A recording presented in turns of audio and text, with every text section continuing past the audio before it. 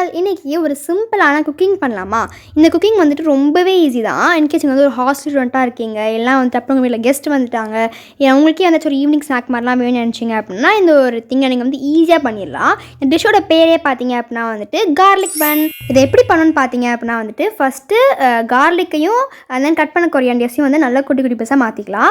அதே மாதிரி ஒரு பண்ணை எடுத்துகிட்டு வந்து 4 சைஸாக கட் பண்ணிவிட்டு நல்லா ஃபுல் இந்த கீ வச்சு ஃபில் பண்ணிடலாம். அதே மாதிரி இந்த கார்லிக் நம்ம அப்படியே போடுறது கிடையாது, லைட்டாக டாஸ் பண்ணணும். இது கலர்லாம் அப்படியே சேஞ்ச் ஆகணுங்கிற அவசியம்லாம் கிடையாது, லைட்டாக டாஸ் ஆனால் மட்டும் போதும். நம்மளுக்கு டாஸ் ஆகும்போது அந்த ஸ்மெல் லேட்டாக வரும். நெக்ஸ்ட் வந்து நம்ம கட் பண்ண வச்ச பன்னில் வந்து நம்ம பண்ணி வச்சுருக்க கார்லிக் ஃபில்லிங், அதே மாதிரி சீஸ் வந்து கொஞ்சம் அதிகமாக ஆட் பண்ணிக்கோங்க, அப்போ தான் சீஸியாக சூப்பராக வந்து வரும்.